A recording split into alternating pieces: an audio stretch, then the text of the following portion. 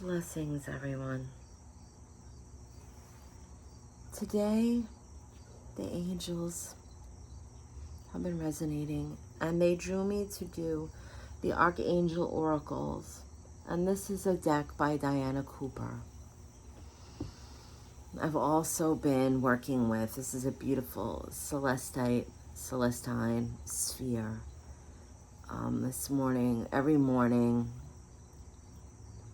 when I wake up and I say my gratitude prayers, I open up the book from White Eagle, The Quiet Mind, and they guide me to something to hold in meditation throughout the day, kind of like a mantra that to reflect on a theme. And then whatever energies are coming through to work with that day, whether it's the angels, the ascended masters, loved ones, some of the star seeds, light beings of all the different levels and energies. Usually they'll guide me to a crystal, even the colors to wear that day, because I just open up to the guidance.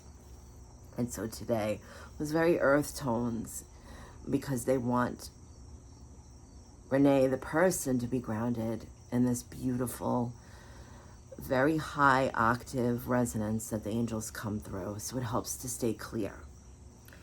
So first I would like to say thank you to Source from all of my being for allowing me to be a medium of light. And I ask the angels in their beautiful resonance and their octaves of light to please allow me to bring through a message for the highest good.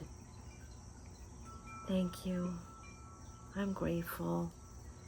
Now the first, I always explain, I shuffle 3 times. The first one holds the energy of Source. The second one holds the energy of Spirit. And the third shuffle embodies the energy of Soul, which is the story that we tell.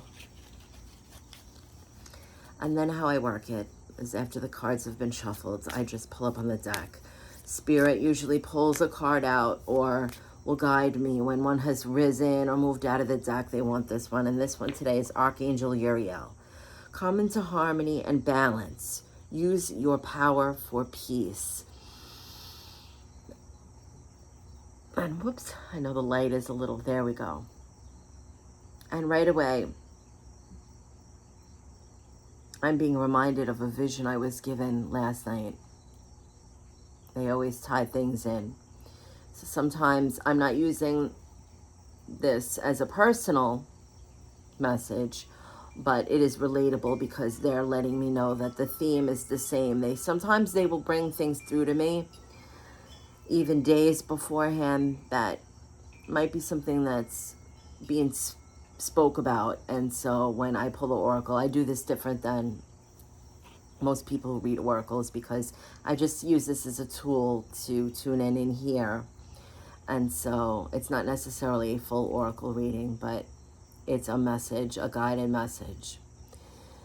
And so last night Spirit showed me very clearly a vision. I was standing facing a mountain range, and there was one big mountain particularly, and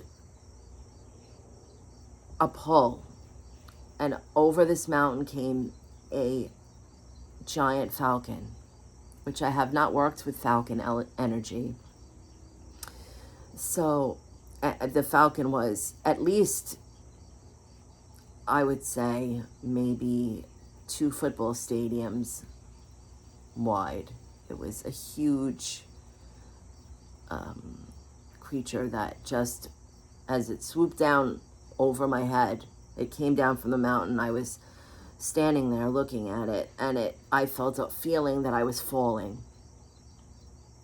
And I was a little confused at first because I was connected with Spirit, and I believed that, why would Spirit let me fall?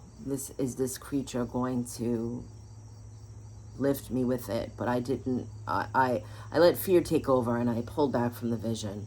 And so what I believe Spirit is trying to convey is that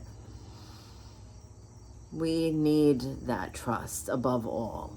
And although this card here is talking about harmony and balance and using our power for peace, one of the biggest,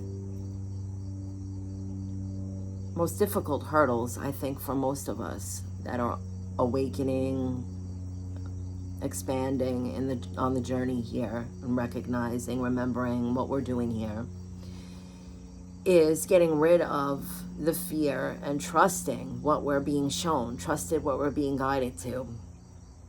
And they always reiterate this to me, so I'm going to relay this message again with this, is that they don't mind at all giving us signs, as many signs as it takes.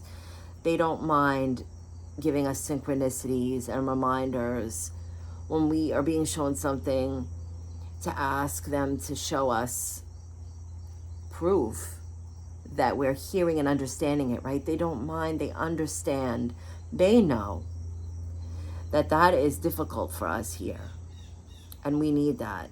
So never feel that we're being too much, or there's a difference. When we have those signs and synchronicities after we've asked, if we trust that, they will come. It will be a steady flow. The energy exchange is always a flow. It's when we start to try to make up reasons or scientific theories of why something occurred and why is it a coincidence. We use that word a lot, which makes me cringe. They laugh on the other side. But we need to trust that it was meant for us. And as soon as we do that, it's the communication opens right up. Then there's never any doubt. There's never anything to fear. And so sometimes, like in my vision, what Spirit is reminding me of with this bird of prey, and the angel is there, Uriel is there, is that there is that clear sight, that clear vision. It's always there. It may be sometimes in the back of our mind, in the distance, where it may seem so unclear, it seems far off from us to understand something, but we need to trust. So even though in my vision I fell, I let the fear take over. When I could have seen what would have happened as I was falling, it doesn't necessarily mean that that would have been a bad thing. It could have just been the experience of, like when we're they're showing me when we're children, and we play that game where the person goes to lean back and you have to trust that someone's catching you. Sometimes metaphorically, Spirit will remind us of these things, and it's not because they don't think that we don't trust them. It's just to remind us that we do. And so they're bringing me right here to the scroll that Uriel is holding.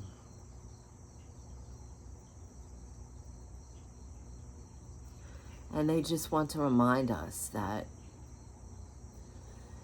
not always do we have to read books and look up all these ancient texts and be the first one to discover something that's new and different. But sometimes when we sit quietly in our trust and we see in our clarity that it can come from within us, that sometimes what was written, interpreted, even today, we use our filters as we interpret things from Spirit. So sometimes a message that we will share with others will be filtered through their filters as well. So it's that game of telephone. They're showing me a lot of childlike things. So I would say today's a good day to bring in that childlike innocence as well. But as we do that game of telephone when we're children, we know how it gets convoluted at the end. And so they're reminding us to keep clear. Keep clear, and how to do that isn't always doing more research and trying to read the next book on it and always getting watching different videos or going to 100 different seminars. Sometimes it's simply taking in what resonates in that moment and then connecting with our higher self, our guides, Source, always source first. And asking, is this where I'm to go? Does it feel true? Because a lot of times when we read a book and we take in the information from inside, I'm doing it. I'm giving information. I'm relaying a message. We need to have that time. We need to have that stillness after to see if it's true for us. Because more information doesn't make something true. We can have a lot of information on something. It still doesn't make it true. It just gives us different perspectives on something. What makes something true is how it affects us and what we do with that. And so Spirit is saying that it's important for us to understand this. That we're not going to find truth taking 100 classes on automatic writing, or we're not going to find truth if we read 30 different books on astral projection. The truth comes after we've taken in some information. Does it feel right inside? And just because something makes sense also doesn't make it true. The truth is always within. We have to keep that crown chakra, that third eye chakra clear and open when we're taking in information, and making sure that we're keeping that heart chakra open, because all truth ends up being processed, not in the mind, but in the heart, the pull. That's where it needs to sit. So today, part of this message is we're being asked to slow down with what we take in. Slow down. We don't master something necessarily by taking 100 classes or reading 100 books. Yes, we have to have the hands-on training. But also we have to make sure that something is true first before we continue. And once we've gotten into that space, we may realize that it's not sitting with us. So we've read 30 books, but it still doesn't ring true, that saying. So be gentle with that. Trust what we're doing when we're sitting in our stillness after taking things in. And ask Spirit for the signs and the clarity and the guidance, and listen. And harmony and balance simply is something being able to sit with us, whether it's relating to an experience we've had. We may have read maybe 5 books on astral projection. And out of those 5 books, there's one theme in every single part of them from different perspectives, but it's the same theme that rings true. And we can expand on that then. And so that's what they're saying is, remember, this is taking a little bit of a detour, but remember that because something makes sense does not make it true. What makes it true is how we work with it, how we understand it, and how we may then express it to others. So they're pulling their energy back. That is the message that they want to relay today. I hope that this day finds you well. Another message that came through that I would like to share personally, I did the solar plexus chakra bowl today because Spirit was talking about a correspondence that's been a teaching that I've been listening to for quite some time now, and they were speaking, it keeps coming into my awareness about the sun and how that corresponds with our solar plexus. And they encouraged today to go outside for a little while, even if it's 5 minutes, and just understand that the sun is a representation of spirit, of great spirit, of source. And from that comes the love, the vast, expanding, unconditional love.